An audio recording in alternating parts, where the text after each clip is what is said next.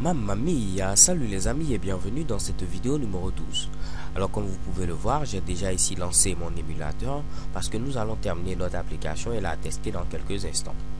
Alors avant de faire quelque chose, ce que nous devons faire ici tout simplement, c'est ajouter une nouvelle propriété au niveau tout simplement de nos deux boutons. Donc je viens au niveau du code XML qui est présent à ce niveau. Et au niveau du premier bouton, je vais ajouter la propriété onClick. Ok, donc je mets Android comme ceci et ensuite je mets onClick. En grosso modo, cela va permettre de dire quelle méthode il faut appeler lorsqu'on va cliquer sur ce bouton. Donc quel code il faut exécuter, donc quelle fonction il faut appeler. Ok, donc là je vais appeler ma fonction tout simplement add pour dire add et je mets ici copie. Donc je vais créer après au niveau de notre code Java une fonction qui va avoir pour nom tout simplement add copy, puisque lorsqu'on va cliquer sur ce bouton, c'est cette fonction qu'on va appeler. Ok, de même au niveau de notre second bouton, je vais également modifier la propriété onClick et dire tout simplement il faudra appeler ici la fonction del copine pour dire tout simplement delete copine, donc supprimer ici une copine. Ok, donc j'ai dit quoi à ce niveau? Lorsqu'on va cliquer sur notre bouton j'ai une nouvelle copine, il faut appeler la fonction add copine. Et lorsqu'on va cliquer sur notre bouton j'ai perdu une copine, il faut appeler la fonction del copine. Ok, donc je viens au niveau de notre code Java et qu'est-ce que nous devons faire tout simplement? Nous devons créer ces deux fonctions là.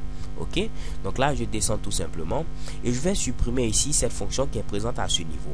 Pour l'instant nous n'en avons pas besoin, donc vous pouvez la laisser, mais moi je vais supprimer pour ne pas avoir ici plein de code. Ok, donc là je mets ici public, ensuite je mets ici void, je mets ici add copine comme ceci, j'ouvre mes parenthèses, j'ouvre mes accolades comme ceci. En grosso modo, qu'est-ce que je viens de faire ici les gars? Je viens de créer ici notre fameuse fonction addCopine que nous avons indiquée à ce niveau. Nous avons mis ici addCopine. Je vais également créer notre fameuse fonction delCopine.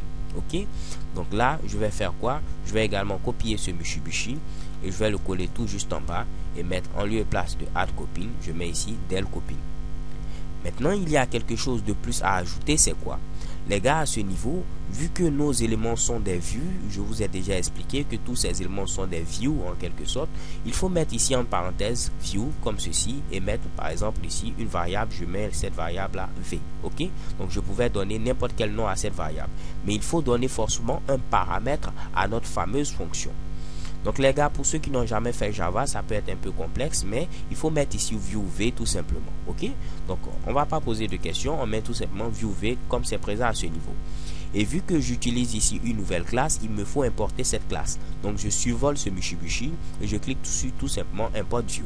Et automatiquement, mes erreurs vont disparaître. Donc les gars, voici maintenant ma fonction addCopine et voici également ici ma fonction delCopine. Ok, donc les gars, rien de bien compliqué, on va récapituler ce qu'on a vu. J'ai ajouté tout simplement ici la propriété onClick.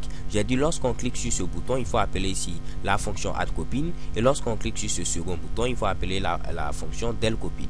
Et au niveau de notre fameux code Java, qu'est-ce que j'ai mis tout simplement? J'ai créé ici ces deux fonctions là, la fonction addCopine et la fonction delCopine. Et il faut mettre forcément ici en paramètre ici un élément de type view, donc un objet de la classe view. Donc j'ai mis ici viewV et viewV comme c'est présent à ce niveau. Et pour l'instant, nos fonctions ne font rien et nous allons ajouter ici le code dans la vidéo suivante. Mais bien avant de terminer, on va modifier ici quelque chose. Vous voyez ici au niveau de la fonction onCreate, c'est marqué ici setContentView et nous avons ici r.layout.activityFirst. En grosso modo, cela veut dire que tout simplement notre application qui est présente à ce niveau va utiliser le layout ActivityFirst. Or, nous, notre fameux layout, c'est tout simplement ici copine.xml, donc pas ActivityFirst. Donc pour dire qu'il faut utiliser copine.xml, j'enlève tout simplement ActivityFirst qui est présent à ce niveau. J'appuie sur C, CTRL espace, automatiquement je vois ici copine.